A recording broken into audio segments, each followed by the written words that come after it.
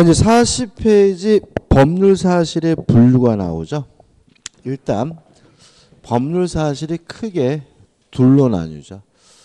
용태라는 것하고 사건이라는 것으로 나뉘고요. 나누는 기준은 사람의 정신작용이죠.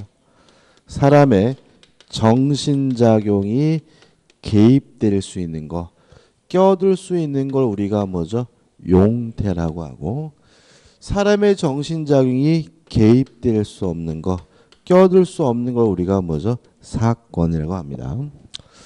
사건부터 볼 건데요. 페이지 42페이지 오시면 42페이지에 2에서 사람의 정신작용에 기하지 않는 법률 사실, 이게 뭐죠? 사건, 이렇게 나와 있죠. 그럼 여기서 조심할 것은 사건이 뭐냐인데, 가장 대표적인 것이 시간의 경과가 사건이죠. 그죠? 그럼 여기서 뭘 할 수 있냐면 소멸시효는 사건이죠. 왜요? 10년 동안 채권 행사하지 않으면 채권이 뭐가 돼요? 소멸된다. 10년 동안 시간의 경과니까 뭐죠? 사건. 취득시효도 사건입니다. 20년 동안 타인의 부동산을 점유하면 취득시효한다. 20년 동안 시간의 경과니까 뭐죠? 사건. 존속기간의 만료도 뭐죠? 사건이겠죠. 왜요? 존속기간의 만료, 시간의 경과는 뭐죠? 사건이니까. 그래서 우리가 조심할 것은 사람의 정신작용이 개입될 수 없는 것이 뭐죠? 사건이고, 대표적인 것은 뭐죠? 시간의 경과다. 여기까지고, 뭐 소멸시효, 취득시효 이런 걸 외우는 건 아니다 이거죠. 그죠? 그 다음에 자연 현상도 뭐가 되겠어요? 사건이겠죠. 여름이 되면 덥고 겨울 되면 뭐죠? 춥고. 그죠? 저는 솔직히 일기예보 참 싫어하거든요. 왜 싫어하냐면 날씨가 조금만 추워도 그죠? 아침에 일기예보면 어떻게 해요? 막 이쁜 아가씨 나와가지고 막 옷 막 그냥 막 어떻게 막 잠바 두껍게 막 마이크 쓰고 나와가지고 너무 추워요 막 이러면서 막 이러고 그죠? 비만 조금 와도 그냥 그죠? 근데 항상 보면은 제가 진짜 마음에 안 드는 건 그 늦가을쯤 되면은 뭐라고 일기예보 나오는지 아세요? 올 겨울에는 추울 거다 이렇게 일기가 나. 추운 거 당연한 거지. 또 봄 되면요 올 여름은 무더울 거라고 또 일기예보 얘기죠. 참 보면은 이게 웃긴 건 뭐냐면 너무나 당연한 건데 예보라고 하고 또 어떻게 올 겨울은 추울 거다 그러면 올 겨울 너무 추울 건가 봐 막 이렇게 걱정하잖아요. 그죠? 근데 물론 몇 달 전에 가을에도 올 겨울 무척 추울 거라 그랬거든요. 올 겨울 좀 따뜻하지 않아요?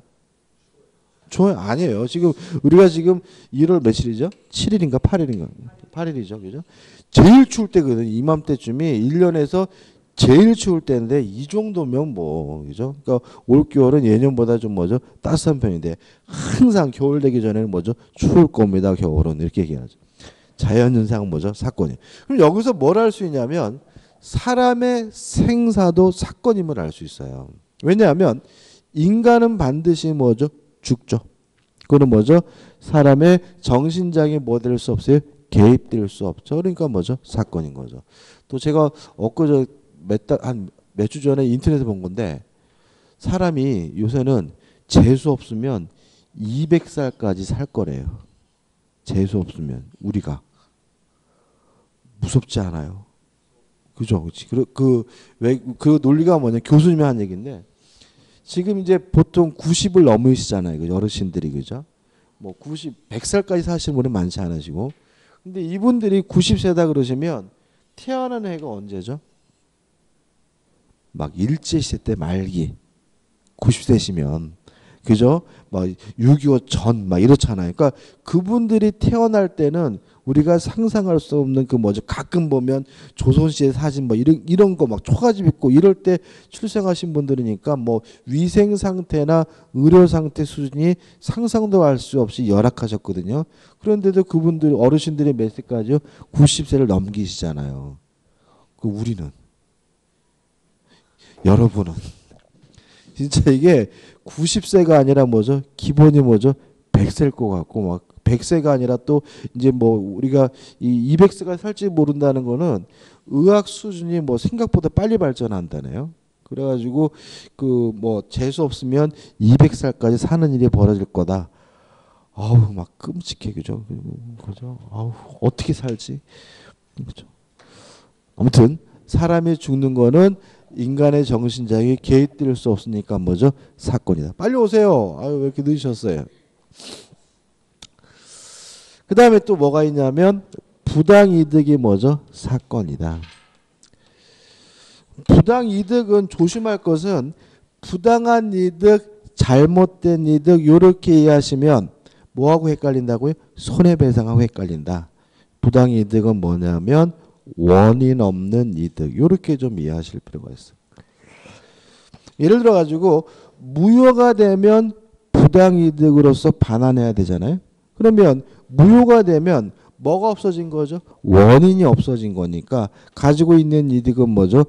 부당이득으로서 뭐죠? 돌려준다 이런 얘기고 또 원인 없다라는 말은 아무 짓도 안 했는데 원인도 없이 이득이 생겼다는 것이니까 사람의 정신장애 개입되지 않는 뭐로 봅니까? 사건으로 이해하게 된다는 거 주의하시기 바랍니다. 그 다음에 이제 용태입니다. 용태. 자, 용태는 둘로 나뉘죠. 외부적 용태. 사람의 정신장애 밖으로 표출되는 걸 말하고요. 이걸 우리가 뭐라 그러죠? 행위라고 한다. 그 다음에 내부적 용태. 사람의 정신장애이 머릿속에 머물고 있는 거 우리가 뭐죠? 내부적 용태라고 하고 우리가 보통 이런 거를 의식, 생각 이런 말로 쓰거든요. 근데 교재는 뭐 의사적 용태, 간념적 용태 이렇게 나눠놨는데 나눌 필요는 없다. 그냥 우리는 사람의 정신장애이 머릿속에 머물고 있으면 뭐죠? 내부적 용태이다. 이렇게 이해하시면 되고요. 조심할 건 뭐죠? 아니, 선의, 악이죠. 선의가 뭐죠? 모르고 있는 정신상태. 악의가 뭐죠? 알고 있는 정신상태. 그래서 선의 제3자 그러면 모르는 제3자. 악의 제3자 그러면 뭐죠? 알고 있는 제3자다. 그 다음에 이제 외부적 용태 행위가 다시 뭐죠? 둘로 나뉘죠. 적법행위와 뭐로 나뉘죠? 위법행위로 나뉜다. 일단 행위가 이루어졌는데 그 행위가 법에 적합하면 뭐죠? 적법행위. 법에 반하면 뭐죠? 위법행위. 이렇게 되는데 위법행위는 둘로 나뉘죠.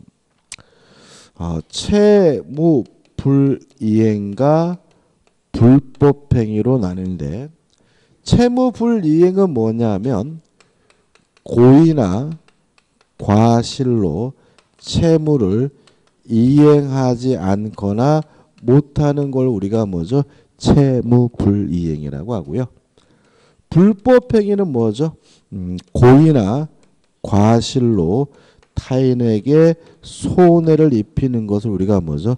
불법행위라고 한다. 여기서 조심할 것은 뭐예요? 위법행위여야지만 손해배상을 청구할 수가 있다. 이게 굉장히 뭐죠? 중요하다. 자, 우리가 손해배상과 보상의 차이점이 뭐였죠?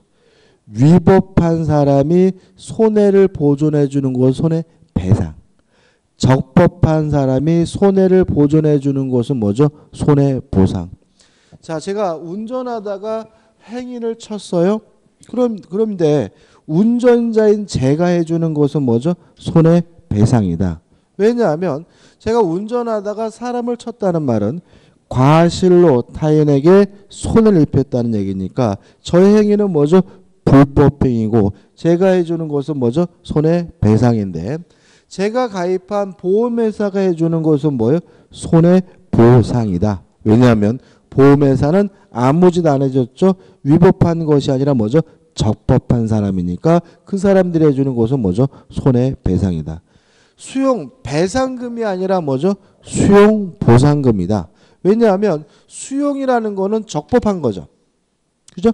수용법이라는 적법한 법의 절차에 따라서 국가가 개인의 재산을 가져가는 거니까 그것은 위법한 것이 아니라 적법한 것이니까 수용 배상금이 아니라 뭐죠? 수용 보상금이다. 그래서 우리가 수험적으로는 뭐가 중요하다고요? 위법행위여야지만 손해배상을 청구할 수 있다. 채무불이행이거나 불법행위하지만 무엇을요? 손해배상을 청구할 수 있다. 고의나 과실이 있어야지만 뭘 청구할 수 있어요? 손해배상을 청구할 수 있다. 그래서 시험에 잘 나오는 것은 착오에 의한 의사표시를 취소한 경우에 상대방이 손해배상을 청구할 수 있느냐? 없다. 왜냐하면 착오 자체는 뭐가 아니에요? 위법행위가 아니니까. 그죠? 사기당한 사람은 뭘 청구할 수 있어요? 손해배상을 청구할 수 있다. 왜요? 사기는 먼저 위법한 거니까. 그죠? 그래서 우리가 손해배상을 청구할 수 있느냐가 반드시 지문으로 꼭 나오게 돼 있어요. 어차피 민법이니까. 근데 가장 중요한 것은 뭐예요? 위법행위하지만 뭘 청구합니까? 손해배상을 청구할 수 있다는 얘기니까 꼭 가지고 가셔야 되는 거죠. 그 다음에 적법행위죠. 이게 중요하죠. 적법행위가 둘로 나뉘죠.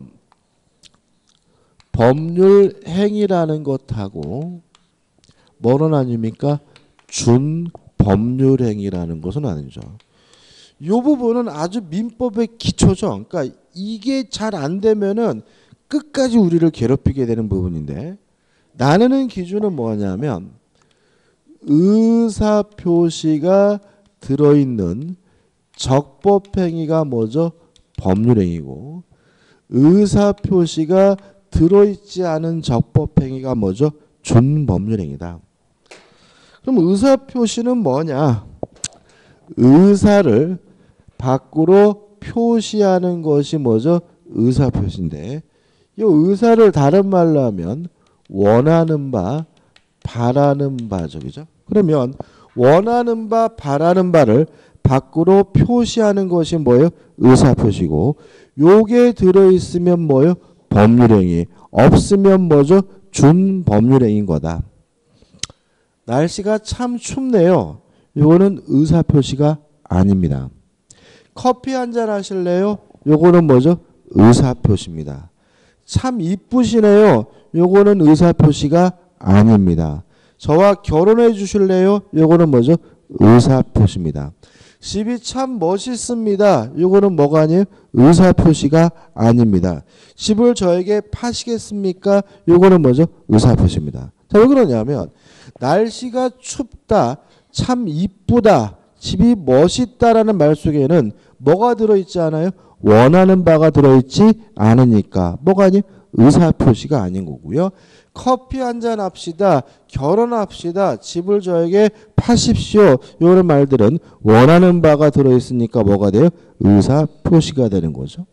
그 다음에 법률행위 효과는 무엇에 의해서 결정이 되냐면 의사표시에 의해서 원하는 바에 따라서 결정이 된다. 왜냐하면 커피 한잔 합시다 그랬더니 좋대요. 그럼 둘이 뭐예요? 커피를 먹게 되고, 그죠? 저와 결혼합시다 좋대요. 그러면 둘이 뭐예요? 결혼하게 되고, 집을 저에게 파십시오 좋대요. 그럼 뭐죠? 제가 집을 사게 되잖아요. 그러면 커피 먹기를 원하면 커피를 먹고, 결혼하기를 원하면 결혼하고, 집 사기를 원하면 집을 산다는 말은 결국 법률행위 효과는 법률행위 속에 들어있는 무엇에 의해서? 의사표시에 의해서 효과가 뭐죠? 결정된다는 얘기죠. 일단 여기까지 꼭 기억해 두시고, 그 다음에 준법률행위죠. 준법률행위는 의사표시가 없는 적법행위가 준법률행위고, 준법률 효과는 무엇에 의해서 결정되냐면 법률 규정에 의해서 결정이 되는 거죠. 교재 좀 볼게요. 교재는 어디 나와 있냐면 40페이지죠. 자, 40페이지 중간에 보시면 준법률행위입니다. 읽어볼게요. 의사표시가 없는 적법행위가 뭐죠? 준법률행위죠.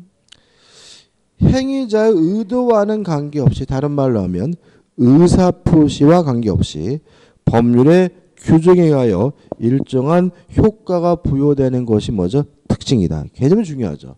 다시 말하면 의사표시가 없는 적법행위가 뭐죠? 준법률행위고 효과는 무엇에 의해서요? 법률 규정에 의해서 결정이 되는 거죠. 그 다음에 이러한 준법률행위가 다시 A 표현행위, 뭐 비표현이 나눌 필요 없습니다. 그냥 바로 준법률행위는 의사의 통지는 뭐죠? 준법률행위다. 자, 의사의 통지라는 말은 이미 확정된 의사를 상대방에게 전달해 주는 것을 우리가 뭐죠? 의사의 통지예요. 근데 이게 문제가 의사표시와 대단히 뭐죠? 유사해요. 그래서 구별하기가 어려워요. 그래서 이건 뭐죠? 외운다. 각종 최고와 거절이 뭐죠? 의사의 통지다. 최고가 무슨 말이죠? 독촉, 촉구이죠. 돈 빌려 갔는데 안 갚아요. 전화가지고 빨리 갚아 이 자식아. 이게 뭐예요? 최고, 독촉이고 법적 성질은 뭐죠? 의사의 통지가 되고. 그 다음에 두 번째 관념의 통지도 뭐죠? 준법률행위다. 관념의 통지는 뭘 말하냐면 사실의 통지를 말해요. 객관적 사실을 상대방에게 알려주는 것을 우리가 뭐죠? 관념의 통지라고 해요. 그 잠깐 좀 보면은 40페이지 하단에 보시면 관념의 통지가 나오죠. 읽어보면 관념의 통지는 법률관계의 당사자 일방이 상대방에 대하여 과거 또는 현재의 사실을 알리는 것. 그래서 사실을 알리는 것, 사실의 통지를 우리가 뭐죠? 관념의 통지라고 합니다. 참 말이 좀 어렵죠. 사원총회 소집 통지, 사원총회를 소집한다는 사실을 알려주는 거니까 뭐로 봅니까? 관념의 통지로 보고요. 대리권을 수유한 뜻의 통지, 대리권을 줬다는 사실을 알려주는 거니까 이것도 뭐로 봅니까? 관념의 통지로 보고요. 그 다음에 문제가 나옵니다. 채무의 승인이 나오죠. 그죠? 우리가 전 시간에 승낙은 뭐라 그랬어요? 의사표시라 그랬죠? 그러면 승인은 승낙하고 다른 말인가요? 같은 말이에요. 그래서 우리가 채무 승인이라고도 하고 채무 승낙이라고도 해요. 채무 승인은 채무 승낙은 의사표시가 아니라 뭐죠? 관념의 통지입니다. 왜 이런 일이 생기게 되냐면 의무라는 말은 뭐냐면 반드시 이행해야 할 법적인 구속을 의무라고 해요. 그래서 의무는 반드시 해야 되는 거고요. 만약에 해도 그만 안 해도 그만 상관이 없는 것은 뭐가 아니에요? 의무가 아니에요. 물론 채무는 뭐죠? 의무입니다. 따라서 반드시 해야 되기 때문에 그런데도 안 한다면 채무 불이행은 법에 반하는 것이니까 뭐예요? 위법행위인 거예요. 그러면 채무는 어차피 반드시 해야 되는 것이니까 이행하겠다 안 하겠다라고 결정할 수가 없는 거예요. 어차피 뭐예요? 반드시 해야 되는 거니까. 그러면 채무 승인은 뭘 말하는 거냐면 돈을 갚겠다라는 말이 아니라 어차피 해야 되는 거니까 채무가 존재한다는 사실을 알려주는 것으로 이해하기 때문에 의사표시가 아니라 뭐죠? 관념의 통지로 이해합니다. 제가 전에 이런 말씀 드렸던 기억이 나네요. 오래간만에 동창회를 갔더니 제 친구가 돈 갚어 그런단 말이죠. 뭔 개소리야 그랬더니 제가 25년 전에 그놈한테 15만 원을 빌렸대요. 그래서 제가 기억이 없어서 대판 싸고 나서 집에 와서 곰곰이 생각해 보니까 맞아요. 내가 그놈한테 15만 원을 빌렸어요. 그래서 제가 카톡한 거죠. 내가 너한테 15만 원 빌린 게 맞다. 이게 뭐예요? 채무 승인이에요. 다시 말하면 돈을 갚겠다라는 말이 아니라 채무가 존재한다는 사실을 뭐죠? 알려주는 거기 때문에 의사표시가 아니라 뭐로 이해합니까? 관념의 통지로 이해합니다. 그러니까 이것도 이게 번역 과정에서 오역이 된 거죠. 그러니까 이게 독일어를 번역하는 과정에서 누가 처음에 잘못 번역하는 바람에 승인이란 말을 쓰고 있지만 의사표시가 아니라 뭐죠? 관념의 통지 이해하고 그 다음에 채권 양도의 통지는 채권을 양도했다는 사실을 알려주는 거니까 이것도 뭐예요? 관념의 통지네. 문제는 채권 양도의 승낙도 의사표시가 아니라 뭐죠? 관념의 통지입니다. 왜 그러냐면 이유는 뭐예요? 채권을 양도하고자 할 때 채무자로부터 승낙을 받을 필요가 없어요. 한번 생각해 볼까요? 을이 갑에게 1억을 빌려줘서 1억을 달라고 요구할 수 있는 뭐예요? 채권이 있단 말이죠. 근데 을이 이 채권을 병에게 뭐 하려고 하냐면 양도하려고 할 때 채무자로부터 동의받을 필요는 없어요. 왜냐하면 갑은 아무런 이해관계가 없습니다. 왜냐하면 을에게 갚을 돈을 누구한테 갚으면 돼요? 병한테 갚으면 그만이거든요. 그래서 채권을 양도하고자 할 때 채무자로부터 동의나 승낙을 받을 필요가 없는데 문제는 뭐냐면 을과 병 지들끼리만 쑥독해서 채권을 양도해버리면 갑은 여전히 채권자가 을인 줄 알고요. 나중에 돈을 누구한테 갚게 돼요? 을한테 갚게 된다는 거죠. 그래서 동의를 받을 필요는 없지만 을은 채권을 양도했다는 사실을 갑에게 뭐죠? 알려줘야 돼요. 이게 뭐예요? 채권 양도의 통지인 거죠. 그 다음에 갑은 통지를 받았다면 통지를 받았다는 사실을 알려줘야 되는데 이걸 우리가 채권 양도에 뭐라 그래요? 승낙이라고 해요. 자, 왜 승낙이라 쓰는데 의사표시가 아니라고 이해한다고요? 채무자로부터 뭐 받을 필요 없어요? 동의나 승낙을 받을 필요가 없는 거니까. 그래서 이거는 승낙이라고 쓰고 있지만 실제로는 통지를 받았다는 객관적 사실을 뭐예요? 알려주는 것에 불과하기 때문에 의사표시가 아니라 뭐로 이해합니까? 관념의 통지로 이해합니다.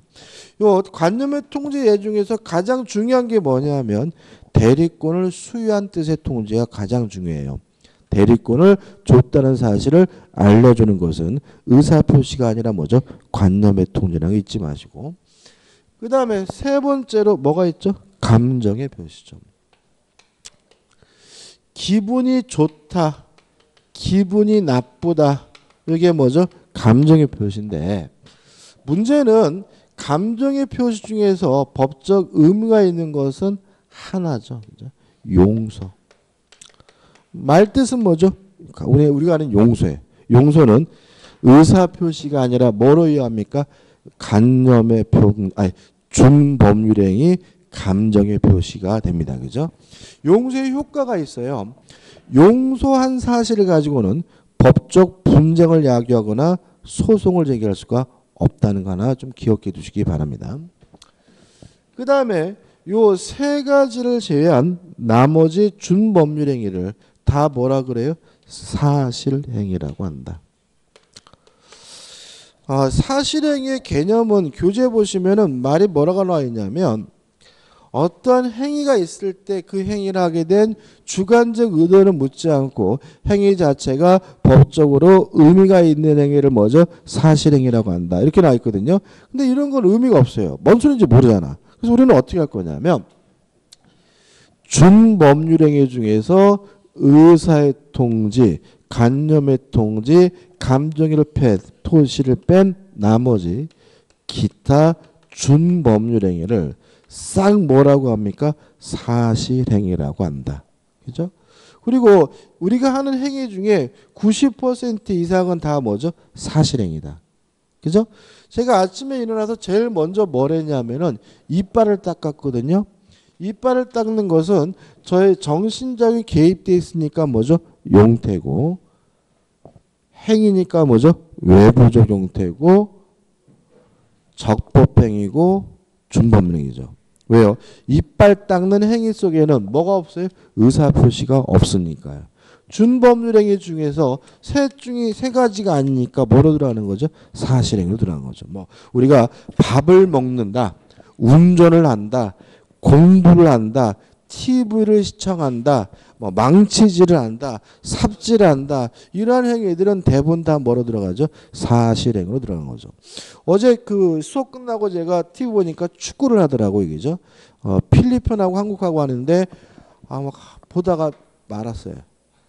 너무 답답해서. 우리나라가 이길 것 같긴 한데 뭐 그렇더라고요. 근데 또 웃긴 건 뭐냐면 안 봤더니 또 그 순간에 또 골이 들어갔더라고요. 이런 거지같이. 저는 안 봐요. 골이 들어가요. 축구하는 것도 뭐죠? 사실행위고 축구를 보는 것도 뭐죠? 사실행위. 그래서 나머지 행위가 다 뭐죠? 사실행위로 들어간다는 거 주의하시면 됩니다. 끝입니다. 자, 42페이지 오시면 대표 예제가 있죠? 한번 풀어볼까요?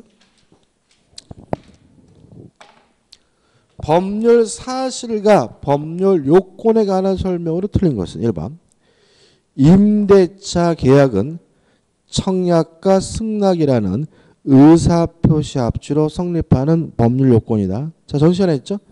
청약 승낙은 뭐죠? 법률 사실이고 그거로 만들어진 계약은 뭐죠? 법률 요건인 거죠. 2번 어떤 사정을 알지 못한다는 의미의 선의도 물론 뭐죠? 법률 사실이고 3번 시간의 경과는 사건이죠.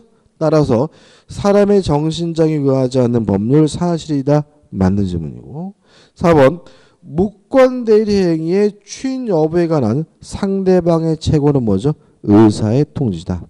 채권은 준법률 행위 중에 뭐가 되죠? 의사의 통지죠. 그럼 5번도 우리가 이해할 수 있는데 일단 채권은 의사의 통지고 준법률 행위니까 효과가 무엇에 의해서 결정이 됩니까? 법률 규정에 의해서 결정이 되는 거죠. 그럼 보자고요. 민법 제552조에 따라 상대방이 채고했음에도 채고에다가 똥골방위를 치고 해제권자의 통지가 없기 때문에 해제권이 소멸하는 효과는에다가 똥골방위를 치면 이렇게 된 거죠. 채고의 효과는 당사자 의사에 근거한다. X. 채권은 준법률행위고 준법률 효과는 무엇에 의해서요?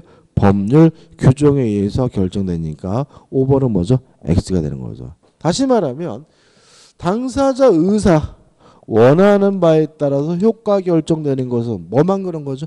법률행위만 그렇다는 거 주의하시기 바랍니다. 자, 이제 우측에 보시면 법률행위 일반에서 법률의 의의가 나옵니다. 조심할 것은 뭐냐면 제가 설명드리기 편해드리게 그랬는데 요 의사표시에 의해서 만들어진 법률행위는 법률 요건이고 법률행위 속에 들어있는 의사표시가 뭐죠? 법률 사실입니다. 개념은 의사표시가 있는 적법행위가 뭐죠? 법률행위고 효과는 무엇에 의해서 결정됩니까? 의사표시에 의해서 결정되는 거죠. 따라서 2번 법률행위와 의사표시에서 1번 서설 뭐 특별한 건 없죠. 법률행위가 되려면 반드시 뭐가 있어야 돼요? 의사표시가 있어야 된다. 밑에 2번 의사표시의 법률행위 관계에서 가번 또 나와 있습니다. 의사표시가 있어야 법률행위가 되므로 의사표시는 법률행위의 뭐죠? 불가결의 뭐죠? 구성 요소다. 근데 주의하실 것은 교재 나와 있는 것은 뭐냐면 의사표시가 있으면 법률행위라는 얘기지 법률행위가 의사표시만으로만 구성된 것은 아니죠. 교재는 법인 설립에 나와 있지만 혼인, 결혼을 생각해 볼까요? 자, 나와 결혼해 줄래? 좋아. 그렇다 그래서 부부인 것은 아니에요. 결혼하자 좋다라는 의사표시 외에 혼인신고라는 뭐가 있어야? 사실행위가 있어야 비로소 둘은 뭐가 돼요? 부부가 되는 거죠. 따라서 법률행위가 되려면 반드시 뭐가 있어야 돼요? 의사표시가 있어야지만 의사표시만으로만 구성된 것은 아니다. 이런 말이 나오고요. 그 다음에 나번 법률행위는 뭐죠? 법률 요건이고 의사표시는 뭐죠? 법률 사실이다. 답번도 마찬가지고 넘기셔가지고 라번이죠.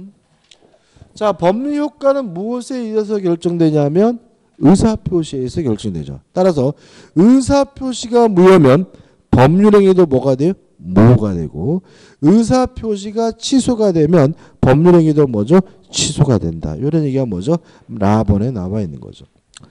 그 다음에 3. 법률행위 요건해 가지고 의의가 나오고 성립요건이 나옵니다. 일단 법률행위가 성립하기 위한 요건을 우리가 성립요건이라고 합니다. 일단 성립요건으로서 우리가 뭘 할 수 있냐면 의사표시가 있어야 법률행위로서 뭐가 돼요? 성립이 된다. 왜요? 의사표시가 없으면 법률행위가 아니라 뭐죠? 준법률행위니까요. 그 다음에 또 뭘 할 수 있냐면 의사표시라는 것은 원하는 바, 바라는 바를 밖으로 표시하는 것이니까 원하는 사람, 뭐가 있어야 돼요? 당사자가 있어야 되고요. 원하는 바, 뭐가 있어야 돼요?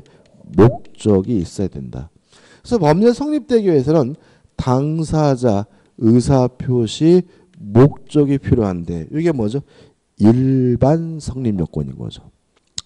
문제는 일정한 경우에는 세 가지만으로는 부족하고요.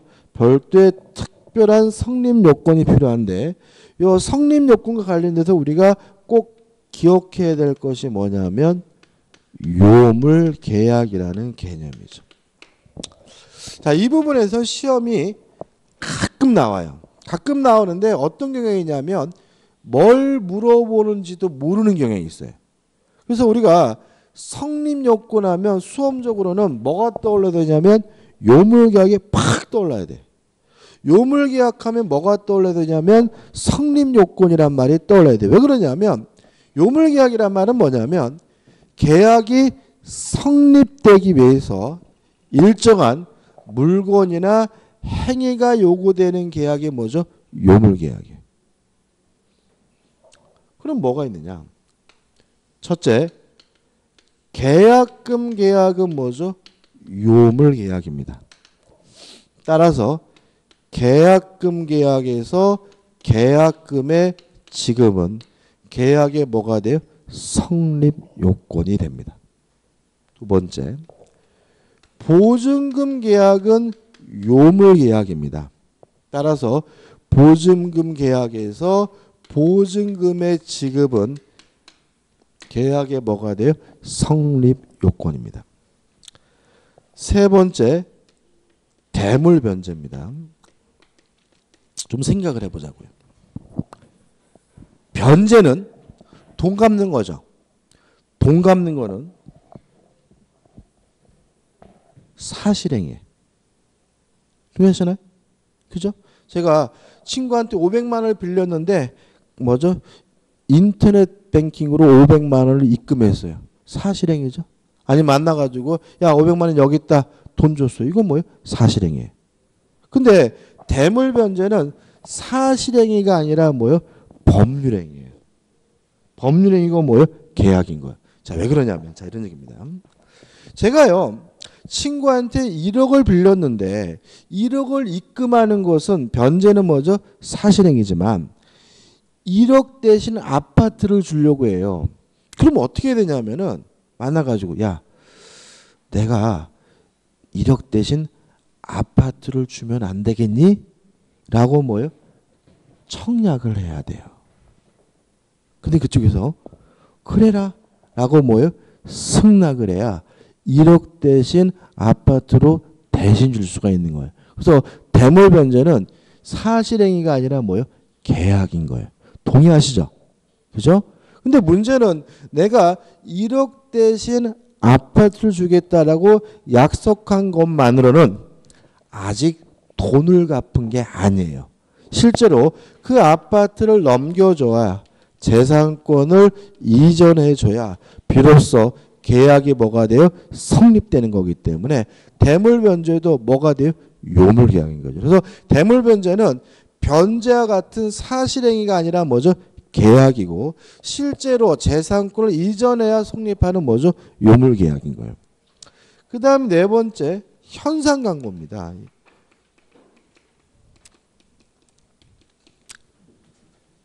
이 현상광고는 지정된 행위를 완성함으로써 계약이 성립되는 뭐죠? 요물계약. 이 현상강구라는 개념도 중요해요. 은근히 나중에.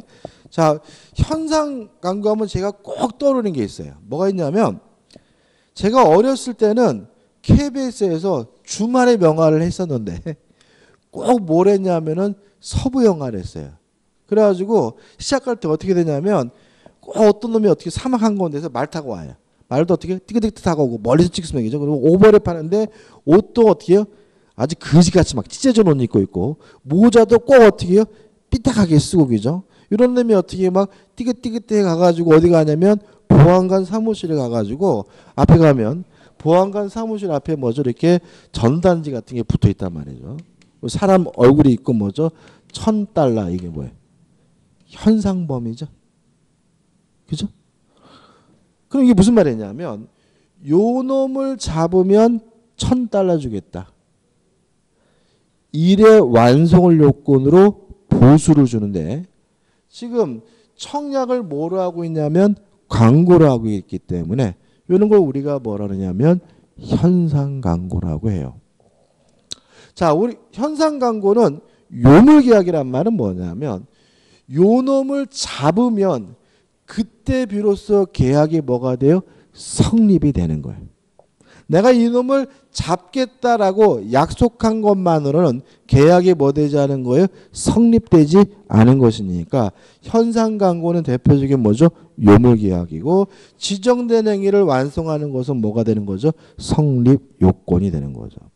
자, 여기까지입니다. 그죠? 다시 한번요. 법률행위가 성립하기 위한 요건을 우리가 뭐죠? 성립요건이라고 하는데 성립요건 하면 뭐가 팍 떠올라야 됩니까? 요물계약이란 말이 떠올라야 된다. 왜냐하면 요물계약이란 계약이 성립되기 위해서 일정한 물건이나 행위가 필요한 계약이 뭐죠? 요물계약이므로 요물계약에서 요구하고 있는 그 물건 행위는 계약의 뭐죠? 법률행위의 성립요건이라는 거 꼭 기억해 두시기 바랍니다. 그죠? 그 다음에 이제 하단에 보시면 뭐가 나오죠? 효력요건이 나오죠. 자, 이런 문제입니다. 이러한 요건을 갖춰서 법률행위가 성립하면 성립한 법률행위는 무효일 수도 있고 유효일 수도 있는 거죠. 성립한 법률행위가 유효하기 위해서 일정한 요건을 갖춰야 되는데 이걸 우리가 유효 요건 또는 뭐죠? 효력 요건이라고 합니다. 일단 당사자가 있으면 법률행위로서 성립하고 당사자에게 능력이 존재해야 법률행위로서 뭐예요? 유효합니다. 권리 능력이 있어야죠. 권리 능력이 없으면 뭐죠? 무효죠. 의사 능력이 있어야죠. 의사 무능력자의 법률행위는 뭐죠? 무효죠. 또 제한 능력자가 법률행위라면 뭐 할 수 있어요? 취소할 수 있다. 이거는 당사자에 관한 유효권인 거죠. 그 다음에 의사표시가 있고 유효하기 위해서는 의사표시가 합치돼야 되고 요 의사가 형성되는 과정에 하자가 없어야 되는데 요건 우리가 의사표시라고 해서 따로 공부할 거고요. 또 목적에 관한 유효권으로서 목적이 확정될 수 있고 가능하고 적법하고 사회적 타당성이 있어야 되는데 오늘 수업은 뭐죠? 요 목적에 관한 유효권을 할 거란 말이죠. 이게 뭐죠? 유효권 중에서 뭐죠? 일반 효력요건이 되는 거죠. 근데 문제가 되는 것은 우측에 보시면 특별효력요건이죠. 이것과 관련돼서 우리가 꼭 떠올려야 될 개념은 뭐냐면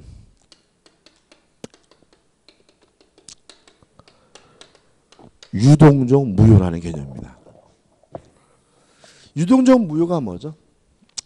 지금은 무효지만 일정한 요건을 갖추면 유효로 뒤바뀔 가능성이 있는 무효가 뭐죠? 유동적 무효잖아요. 그러면 무효가 유효로 바뀐다는 말은 유동적 무효에서 요구하고 있는 그 일정한 요건은 결국은 뭐예요? 유효하기 위한 요건인 거죠. 동의하시죠? 그래서 실제로 우리 수험적으로는 효력 요건, 유효 요건 하면 뭐가 떠올라야 돼요? 유동적 무효라는 개념이 떠올라야 됩니다. 그럼 뭐가 있느냐? 첫째, 토지 거래 허가 구역 내에서 거래하면 일단은 뭐죠? 무효인데 뭘 받으면요? 허가를 받으면 뭐로 바뀌어요? 유효로 바뀌니까 유동적 무효고 요 허가는 뭐 하기 위한 요건이죠? 유효하기 위한 요건이죠. 두 번째, 정지 조건입니다. 정지 조건은 뭐예요? 지금은 효과가 없지만 조건이 성취가 되면 비로소 효과가 생기는 게 뭐죠? 정지 조건이니까 정지 조건부 법률행위는 뭐가 돼요? 유동적 무효고요. 정지 조건에서 조건의 성취는 뭐가 되는 거죠? 유효하기 위한 요건이 되는 거죠. 시기. 자, 임대차 계약을 하면서 오는 2월 1일부터 내년 1월 31일까지 계약을 했어요. 그러면 2월 1일이 도래하게 되면 임대차 계약의 효과가 생기니까 뭐죠? 시기잖아요. 그럼 1월 8일 지금은 효과가 없는 거죠. 2월 1일이 돼야 비로소 뭐죠? 효과가 생기는 거죠. 따라서 시기부 법률행위도 뭐죠? 유동적 무효고요. 기한의 도래는 뭐가 되는 거죠? 유효하기 위한 뭐죠? 요건이 되는 거죠. 무권대리입니다. 무권대리 행위는 본인의 입장에서 뭐죠? 무효입니다. 다만 본인이 뭐하면요? 추인하게 되면 소급해서 뭐가 돼요? 유효가 되니까 이것도 유동적 무효고 유효하기 위한 뭐가 돼요? 유효 요건이 되는 거죠. 더 많습니다. 실제로는. 그래서 일단 유효 요건하면 어떤 개념이 떠올라야 된다고요? 유동적 무효라는 개념이 떠올라야 된다. 왜냐하면 유동적 무효란 지금은 무효지만 유효로 뒤바뀔 가능성이 있는 무효가 뭐죠? 유동적 무효니까. 뭐가 있느냐? 토지거래 허가구역 내에 거래하면 무효입니다. 다만 허가를 받으면 뭐가 돼요? 유효가 되니까 유동적 무효가 뭐죠? 유효요건이다. 정지조건. 정지조건은 뭐죠? 현재 지금은 효과가 없지만 조건이 성취가 되면 효과가 생기는 게 뭐죠? 정지조건이니까 정지조건부 법률행위는 유동적 무효고 조건 성취는 뭐죠? 유효요건이죠. 시기. 기한이 도래함으로써 효과가 생기는 것이 뭐죠? 시기라는 말은 현재 지금은 무효지만 기한이 도래하면 유효로 바뀐다. 시기부 법률행위도 뭐가 돼요? 유동적 무효고 시기에서 기한의 도래도 뭐죠? 유효 요건이 되는 거죠. 자, 무권대리행위도 일단 본인의 입장에서 뭡니까? 무효지만 본인이 추인하게 되면 소급해서 뭐가 돼요? 유효가 되니까 무권대리행위도 유동적 무효고 추인도 뭐예요? 유효하기 위한 요건이 되는 거죠. 여기 좀 꼭 기억해 주시기 바랍니다. 그래서 보통 시험 문제는 어떻게 나오냐면 다음 중 성질이 다른 것은 해가지고 네 가지를 집어넣고 하나는 뭐예요? 정지조건부 법률에서 조건의 성취 이렇게 내는 경우가 있어요. 그러면 얘만 뭐죠? 효력요건이고 나머지는 뭐죠? 성립요건인 거죠. 아니면 여기서 네 가지를 내놓고 갑자기 뭐죠? 계약금 계약의 계약금 지분 이렇게 넣는 경우가 있어요. 그러면 네 가지는 뭐죠? 유효요건이고 요거는 뭐죠? 성립요건이니까 이게 답인 거죠. 그래서 약간 애매하게 문제를 내는 경향이 있고 뭘 물어보는지 모르게 내는 경향이 있기 때문에 성립요건 하면 요물계약이라는 개념이 떠올라야 되고요. 효력요건 하면 뭐가요? 유동적 무효라는 개념이 떠올라야 됨을 주의하시기 바랍니다. 자, 우측에 대표 예제가 있죠. 한번 풀어볼게요. 법률행위의 효력이 발생하기 위한 요건이 아닌 것은 그러면 효력 요건이 아닌 것을 찾으라는 얘기잖아요.